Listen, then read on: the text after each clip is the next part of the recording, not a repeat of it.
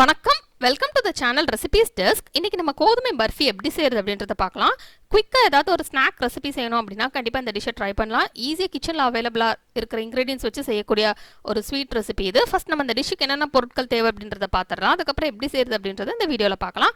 அதுக்கு முன்னால் இந்த ரெசிபீஸ் டெஸ்க் சேனலை நீங்கள் இன்னும் சப்ஸ்கிரைப் பண்ணல அப்படின்னா ரெட் கலர் சப்ஸ்கிரைப் பட்டனை கிளிக் பண்ணிட்டு பக்கத்தில் இருக்கிற இந்த பெல் ஐக்கானை ப்ரெஸ் பண்ணிக்கோங்க. அப்போ தான் நான் இனிமேல் போடுற வீடியோஸ் எல்லாமே உங்களுக்கு உடனுக்குடன் கிடைக்கும். எதையுமே மிஸ் பண்ணாமல் பார்க்க முடியும். இப்போ நம்ம டிஷ்ஷுக்கு என்னென்ன பொருட்கள் தேவை அப்படின்றத ஃபர்ஸ்ட் பார்த்துடலாம். 1 கப் கோதுமை மாவு, 3/4 கப் வெல்லம். வெல்லத்தை இந்த மாதிரி நல்லா பொடிச்சு எடுத்து வச்சுக்கோங்க. வெல்லத்துக்கு பதிலாக நீங்கள் வெள்ளை சர்க்கரையும் யூஸ் பண்ணிக்கிடலாம். எது பிடிக்குதோ நீங்கள் யூஸ் பண்ணிக்கலாம். 1/2 கப் நெய், நட்ஸ் சாப் பண்ணி வச்சது, 1/4 டீஸ்பூன் ஏலக்காய் தூள். ஃபஸ்ட்டு ஒரு பிளேட் எடுத்து அதில் கொஞ்சமாக நெய் விட்டுட்டு அதை அப்படியே க்ரீஸ் பண்ணி வச்சிடலாம். அப்போ தான் வந்து நம்ம பர்ஃபி செஞ்சுட்டு உள்ளே ஊற்றுறப்போ நமக்கு திருப்பி எடுக்கிறப்போ ஒட்டாமல் கிடைக்கும், ஈஸியாக வரும் பிளேட்டில் இருந்து. அதனால் நம்ம அப்படி க்ரீஸ் பண்ணி எடுத்து வச்சிடலாம். நெக்ஸ்ட் நம்ம ஒரு கடாய் எடுத்துடலாம். கடாய் எடுத்துகிட்டு அதில் 1/2 கப் நெய் சேர்த்துடலாம். நெக்ஸ்ட் இதில் கோதுமை மாவு சேர்த்துடலாம். சேர்த்துட்டு அதை நல்லா கட்டி இல்லாமல் நல்லா மிக்ஸ் பண்ணி விடலாம். மிக்ஸ் பண்ணி விட்டுட்டு அதுக்கப்புறம் அதை நல்லா ஃப்ரை பண்ணிடலாம். நல்லா லோ ஃப்ளேமில் வச்சு ஃப்ரை பண்ணணும். ஹை ஃப்ளேமில் வச்சு ஃப்ரை பண்ணிடுறாங்க, டக்குன்னு அடி பிடிச்சிரும். லோ ஃப்ளேமில் வச்சு கைவிடாமல் இது நல்லா ஃப்ரை பண்ணிகிட்டே இருக்கலாம். குறைஞ்சது ஒரு 15 நிமிஷமாவது ஃப்ரை பண்ணணும். நல்லா அந்த கோதுமை மாவில் உள்ள அந்த பச்சை வாசனைலாம் போகணும்.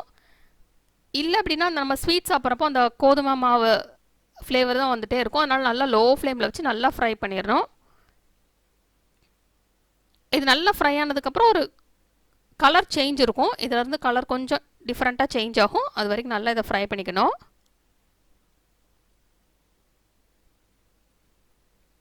இப்போ இது நல்லா ஃப்ரை ஆயிடுச்சு. இப்படி நல்லா ஃப்ரை ஆனதுக்கப்புறம் ஸ்டவ் ஆஃப் பண்ணிவிட்டு இதை தனியாக ஒரு பிளேட்டில் எடுத்து வச்சிடலாம். இது ஆறெல்லாம் விட வேண்டாம். நம்ம தனியாக ஒரு பிளேட்டில் எடுத்து வச்சுட்டு உடனே நம்ம வெள்ளைப்பாகு ரெடி பண்ண ஆரம்பிச்சிடலாம். வெள்ளைப்பாகு ரெடி பண்ண உடனே அதை நம்ம உள்ளே சேர்த்துடலாம். இப்போ வெள்ளத்தை எடுத்துகிட்டு கொஞ்சமாக தண்ணி விட்டுக்கலாம். உங்களுக்கு நல்ல இனிப்பாக வேணும் அப்படின்னா நீங்கள் 1 கப் வரைக்கும் நீங்கள் வெல்லம் சேர்த்துக்கோங்க. 1 கப் கோதுமை மாவுக்கு 1 கப் வெல்லம் வரைக்கும் நீங்கள் சேர்த்துக்கிடலாம். ரொம்ப இனிப்பாக வேணுங்கிறவங்க இந்த இனிப்பு வந்து கரெக்டாக தான் இருக்கும். இப்போ இதை நல்லா கொதிக்க விட்டலாம். நல்லா அந்த வெல்லம் கரையட்டும். இந்த வெள்ளத்தில் மண் இல்லை, அதனால் நான் ஃபில்டர் பண்ணல. இல்லைனா நீங்கள் இந்த ஸ்டேஜில் வந்து ஸ்டவ் ஆஃப் பண்ணிவிட்டு ஃபில்டர் பண்ணிவிட்டு திருப்பி அதை எடுத்து உள்ளே ஊற்றி நீங்கள் கொதிக்க விட்டுருங்க. இப்போ இதில் ஏலக்காய் தூள் சேர்த்துடலாம். சேர்த்துட்டு இதை நல்லா மிக்ஸ் பண்ணி விட்டலாம்.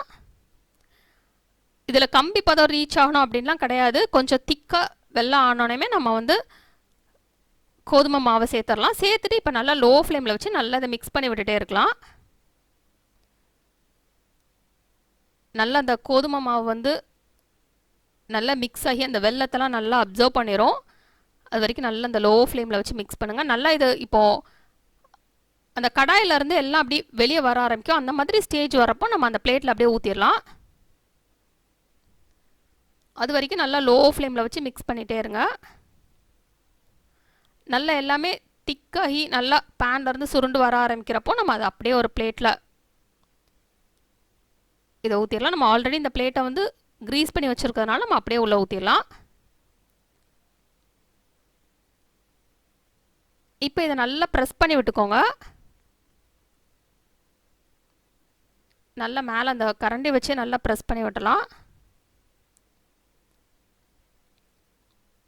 இது நல்லா சூட்டில் இருக்கிறப்பே நம்ம அந்த நட்ஸை சேர்த்துடலாம். இப்போ நல்லா ப்ரெஸ் பண்ணியாச்சு மேலே. இப்போ என்னென்ன நட்ஸ் எல்லாம் வேணுமோ நீங்கள் சேர்த்துக்கலாம். நான் இதில் கேஷ்யூ, பாதாம், பிஸ்தா சேர்த்துருக்கேன். உங்களுக்கு என்னென்ன நட்ஸ் பிடிக்குமோ நீங்கள் அதை சேர்த்துடலாம். இது ஆப்ஷனல் தான். இது சேர்க்க வேண்டானாலும் நீங்கள் விட்டுறலாம். உங்களுக்கு அந்த சாப்பிட்றப்ப மேலே ஒரு க்ரன்ச்சியாக ஒரு டேஸ்ட் வேணும் அப்படின்னா நீங்கள் சேர்த்துக்கலாம். இல்லைனா நம்ம இதை ஸ்கிப் பண்ணிக்கலாம். இப்போ இதை நல்லா ப்ரெஸ் பண்ணி விட்டுருங்க. அப்போ தான் அது உள்ளே நல்லா அமுங்கி இருக்கும். இப்போ இதை ஆற விட்டுறலாம். ஒரு 10-15 நிமிஷம் கழித்து நம்ம இதை கட் பண்ணிடலாம். உங்களுக்கு என்ன ஷேப் வேணுமோ நீங்கள் அதில் கட் பண்ணிக்கிடலாம். நான் இதை ஸ்கொயர் ஷேப்பில் கட் பண்ணுறேன்.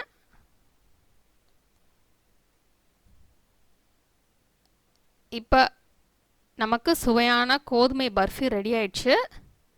இது ஆறுனதுக்கப்புறம் இதுவே நல்லா கட்டி ஆகிடும். அதனால் ஆறுனதுக்கப்புறம் எடுத்தீங்க அப்படின்னா ஈஸியாக கட்டியாகவே வந்துடும். இந்த ரெசிபி நீங்கள் ட்ரை பண்ணி பாருங்கள். இந்த ரெசிபி உங்களுக்கு பிடிச்சிருந்தா லைக் பட்டன் கிளிக் பண்ணுங்கள். உங்கள் ஃப்ரெண்ட்ஸோட இந்த ரெசிபி ஷேர் பண்ணுங்கள். மறக்காமல் இந்த சேனலுக்கு சப்ஸ்கிரைப் பண்ணிவிட்டு பக்கத்தில் இருக்கிற அந்த பெல் ஐக்கானை கிளிக் பண்ணுங்கள். அப்போ தான் நான் இனிமேல் போடுற வீடியோஸ் எல்லாமே உங்களுக்கு உடனுக்குடன் கிடைக்கும். அதேமாதிரி மிஸ் பண்ணாமல் பார்க்க முடியும். இந்த ரெசிபி ட்ரை பண்ணிவிட்டு எப்படி வந்திருக்கு அப்படின்றத கீழே உள்ள கமெண்ட்ஸ் பாக்ஸில் சொல்லுங்கள். இந்த ரெசிபி பார்த்ததுக்கு ரொம்ப நன்றி. தொடர்ந்து சேனலோட இணைந்திருங்கள் புதிய ரெசிபிகளுக்காக.